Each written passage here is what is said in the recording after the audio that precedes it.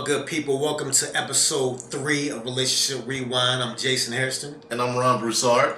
Yes, and on this episode, we have some more questions. Thanks once again for sending in the questions. We appreciate your input for the show. Yes, thank you. And again, Relationship Rewind is for you to help you stretch yourself and have a deeper love for yourself and understanding. Yes. We may not know all the answers, but we do have some advice that we'll be able to direct you with. And I know Jason's doing great. And not to put it out there, but my man has published a new book. Yes, I have an ebook out called Relationship Advice for Women and Men, A Deeper Love. It's on the Amazon Kindle site. You can pick it up for 99 cents. That's right. Like an extra value meal burger. You can get you some information. So yeah, it's out there. So you know, if you're interested in learning techniques on how you can love yourself deeper and love others deeper, you can pick that book up. Definitely. So definitely go out there and purchase his book. My book will be out later on this month. It's called Stretch Yourself, Create the Relationships You Deserve. Yes. And what we're trying to do, just to let you know with Relationship Rewind, we're trying to bring more value to the table for you to understand yourself and for you to understand others that you come in relationship with. So with that being said, we got a lot of questions that we're going to get into today. Let's get down to it. Let's get down. You ready? Yes. So our first question is, are sexual fetishes or partialisms unhealthy? Mm-hmm. And I'll say that there's nothing wrong with having a sexual fetish. You know, as long as you're not hurting someone or hurting yourself, it's a good thing. Because I mean, we all have certain things that we're into, and that's not a problem. Like I said, as long as you're not hurting anybody, it could be a good thing. And as far as partialism, like if you have, for example, like, because I have a slight foot fetish, I'm gonna put myself out there a little bit. Just knowledge, it's all good. I like pretty feet. Don't judge me. But anyway, you know, but when it comes to making love to your partner or loving your partner, even though I have a foot fetish, I have to understand that my partner has an entire body. So me appreciating her pretty feet and what have you, I still have to recognize that there's more to love, not just her feet. You know, it's her body, her soul, so to get deeper. So, you know, you want to explore the whole body. Even if you have one point of the body that you really like the most, it is very important to remember that just because you like that area of the body, your partner might want to be stimulated in a different area because that's their spot. So, you know, when you're intimate with somebody, you know, make sure that you're not completely selfish about what you're into, and keep in mind what your partner likes. That is correct, Jason. And another thing is that if it is a fetish that you like, me, I'm a whole body. It just depends on what it is. I like the curvature of a lady's neck. I like her shoulder blades. Those are the things that attract me most. But importantly, is just to understand, if you're enjoying that fetish that you're having, make sure that it's enjoyable to your partner or to your mate. Definitely. That's very important, because if she or he is not really receptive to your touch or the way you're feeling towards that fetish, then maybe you may need to curve it a little bit, or maybe you need to start off in your fetish on what you're doing with approaching with what she or he likes first before you divulge into what you do and enjoy, and that way she would be able to more appreciate it better. That's a good point. I'm glad you made that point, because for example, I've actually dated a woman who doesn't like her feet to be touched. So therefore, you know, I couldn't, you know, I would like to give her a foot massage and the whole nine, but that's not what she's into. So you have to be considerate about what your partner is into, you know, so it depends. But it's nothing wrong with having a fetish. Like I said, you know, just make sure you don't hurt nobody. Definitely don't hurt nobody. and be more open and more open communication to expressing the reasons why you like it and how it makes them feel, so they would feel comfortable with you. If you do start going into your little session and you get down and you start enjoying the feet, then they can appreciate it because they understand you as a person, and in respect, they are understanding that you're honoring or worshiping what they enjoy the most on you, which is a great asset. And I want to say this too, I'm glad you said about being open, because if you're open and it might be a spot that your partner likes, and then you start, you know, dabbling in that spot, you might start learning that you like that spot, and you can develop a different fetish. So it's about being open for growth, because when you're open for growth, you continually change and explore new avenues, and you grow as a person. You develop new things that you're into, new fetishes, new interests. So it's just about staying open. That's the key. And then lastly, Jason, just to amplify on that, when you're being open that way, you may find something within that fetish that you enjoy as well. True. So he may touch a spot, or she may touch a spot that you're like, whoa, I didn't even recognize that was in the erogenous zone right here. Hey, that feels really good. I got a new spot. So that communication is very crucial and critical. Yeah, definitely. Okay. All right, man. I think we got over that one. Okay. The next question that they given us was, how do men go from one relationship to another without a break or a grieving process? And the example that we have is the person says that my ex, we were together for 8 years and moved to another woman in days, and now they're having a baby 1 year later, and I'm still trying to get over that breakup. So, okay. Well, I think every situation is different. It sounds like in this particular case that possibly the man was interested in another woman while he was in a relationship with this woman that sent the question in. And that's why he was able to break away so fast, because he was developing feelings for somebody else all along. So it depends on the situation. But I just want to set some records straight too, because a lot of people try to say that we as men, we don't have emotions. Set it straight then. That we're not emotional, but we do. We're emotional too, but it's just society has taught us to cut off our emotions and to be cold. So a lot of times when a man breaks off like that and starts a new relationship, sometimes a man will do it just to hurt the ex. Sometimes it's not even because they want to be with this new person. Sometimes just show like I'm with somebody else just to hurt, just in spite. So every situation is different. And some men, like I said, they cut off their emotions. They just cut it off and just move on and press into another relationship without dealing with being hurt from the relationship they just left. So they do that as like a coping mechanism, like a rebound type of thing. But like I said, every situation is different. So let you explain on that. Okay, to amplify on what you were saying, Jason, in this particular question, the grieving process, the guy was not really fully committed in the relationship that he was having. Again, your focus goes where your energy flows. So he was not committed in that relationship. So he was already out there searching. So you have to understand from that aspect, he really didn't have a grieving process because he only had one foot in the door with your relationship, but he was out there still looking around, still searching. It's because he has options. Now, not to be critical on the guy, but that shows that he had things that he had within himself that he needed to come across that he didn't see within you that he needed to overcome. That's why he was looking out searching. And probably he'll be constantly be searching. Even though he's had a baby with another person, doesn't mean that's going to be a complete and a full relationship that he's having. Right. Definitely.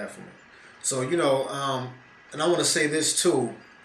It is possible to get to a point, because I'm at this point now, but we're doing a lot of internal work to where if the relationship with my current girlfriend, if we break up and it's no longer a relationship, I would miss her, and I would have feelings and, I have memories and a whole nine about a relationship because we have a lot of good times together. But at the end of the day, it wouldn't devastate me because I'm not worried about finding another mate. You know what I mean? I love myself so much that I know that I'll always attract love regardless. So you can get to a space. So with that being said, when it comes to me dealing with relationships, because of my perspective, I wouldn't even say that I would go through a grieving process per se, but I think that it'd be easier for me to move on because I'm not attached in a way that's clinging to something because I need it. I want the difference between me wanting and needing a relationship is the difference between loving yourself and not loving yourself enough. So the fact that I want a relationship instead of needing a relationship, that's because I have a lot of self-love and I know I'll always find a partner no matter what. And even if I don't have a partner, I'm happy alone. So you can get to that point too, but that's just doing the internal work and getting that love built up within yourself. So, every situation is different. So it depends on the individual and what they're going through and their perspective. Definitely. And look at your grieving process if you're still grieving. Mm-hmm. One thing that I would suggest for you is to write your name out, and write about everything that you brought to the relationship. That is the first thing. Because if you look at it and you see how much you brought to the relationship and how much he's brought to the relationship, you're going to see the differences on where he was contributing and he really wasn't contributing, or you was contributing more, or he was contributing less, or he was contributing more and you was contributing less. Right. That way would help you first to have real knowledge on what was happening within the relationship. Now, love is an emotion. We all know that. What did you see in him that you should love in yourself? That's what you should see as well. Because you have not missed anything. Nothing has left you. Matter of fact, you probably gained something more from that experience by being in a relationship and being in love with that person. So find out what he had, what those strengths were that he had that you was lacking in your relationship, right, and then amplify on that so you can have a deeper love. Yeah, and then doing with Ron, his suggestion of writing down the strong points or what have you. It's about your learning. It's about figuring out what you learned from that relationship. So once you write it down and you see, okay, this is making me look at myself in this way, because it's a relationship, then you'll come to appreciate that person that left you or that hurt you, because you can see they showed you a side of yourself that you need to look at, because every relationship is a mirror. So, I had an ex-girlfriend that I had, I was mad at her for a long time, but when I sat back and looked at the whole situation, I realized what I learned from it. I learned so much. So in meditation, I gave thanks to her, because of all the things that I learned, and I let that go, because I changed my perspective. So when you change your perspective and realizing that every relationship is a learning module for your self-growth, everything changes. And you begin to learn more about yourself, and you begin to grow and become a better you. Definitely. And if you want any more answers or suggestions on this, I recommend you to go to Jason, or you can inbox him on Facebook. You can inbox me on Facebook if you want more clarity to this question. Definitely. Okay. The next question we have are, what are some specific techniques you recommend for healing reoccurring issues with self? And the person that brought us the question was talking about abandonment issues and things like that. They are already currently keeping a journal and practicing forgiveness, and they meditate a little bit off and on, and they do definitely post affirmations and set goals. So they was wondering, what are some specific techniques that we would recommend for healing reoccurring issues? Okay, now what I'm noticing in this question, she's saying that she meditates and she writes a journal, and this is a lot of things I tell my clients to do, but the fact that she's meditating and she's still not able to get the clarity of what's really going on, or she's still having trouble letting the abandonment issues go, I would suggest to maybe to possibly get some other kind of healing techniques. For example, like there's a technique called theta healing, to where it takes you to a theta level,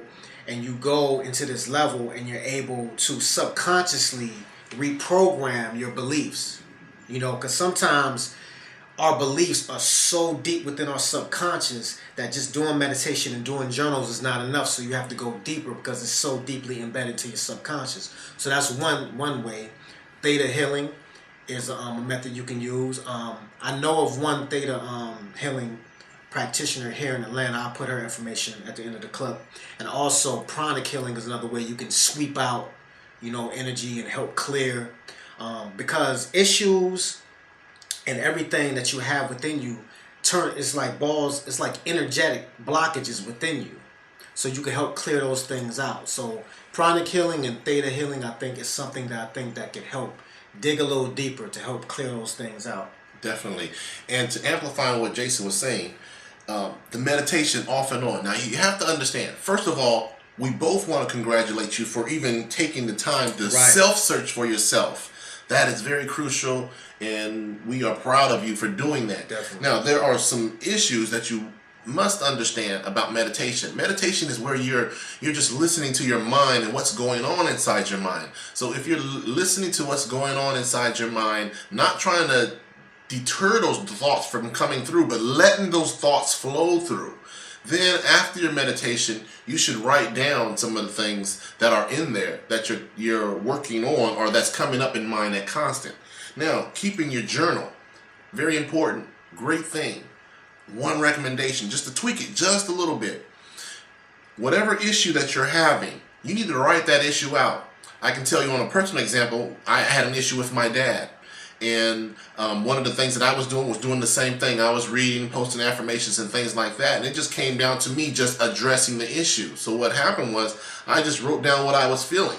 I wrote down everything that I was feeling, how it made me feel, what type of emotions that I was going through. And then in essence, I could have did two things with it. I could have, number one, wrapped it up in a nice big package, dropped it in the mailbox and sent it to him, or I could have burnt it. I did the first. I wrapped it up in a mail and put it in the mail and sent it to my dad. And my dad called me back, and he did not realize what things was happening and transpiring. And then he shared with me his experience. When he shared with me his experience, it allowed me to understand where he was coming from as a person, and it helped me get a clarity of where he was trying to do, and made me love him even more so because he was accepting to what I was going through and understanding enough to explain that stuff to me. Right. So in your journal, go ahead and address that issue. It's hard. Tell me, I cried tears. It was 14 pages and I cried tears.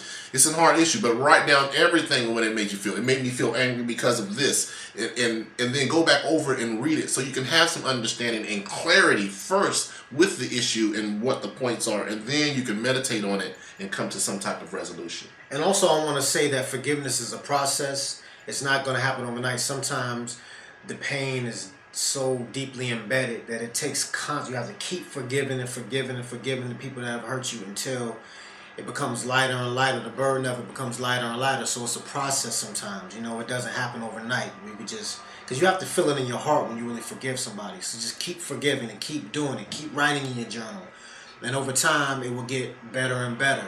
It will get lighter and lighter, and it eventually will just lift out of your system. So keep doing the work, because I'm proud of what you were doing, like Ron said. Yes, we are. You're doing more than what 80% of people do in America today. Definitely. So that's great. Writing, getting it out of your system. I mean, you have to let all that out. You can't bottle it up within, because that causes physical sicknesses. So you're doing a good job as far as that goes. Definitely.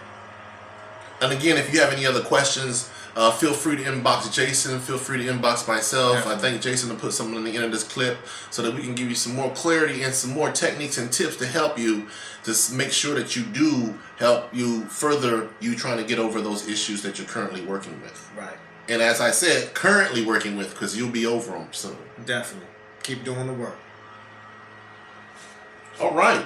The last question is somebody just wanted to know how we can share our own personal story and how we found this work on relationships and finding a deeper love and our lifestyle prior to our transformation. Okay, well, for me, I just had an experience in a relationship that was so deep and it was so beautiful that when I had this experience, I wanted everyone to have the same experience.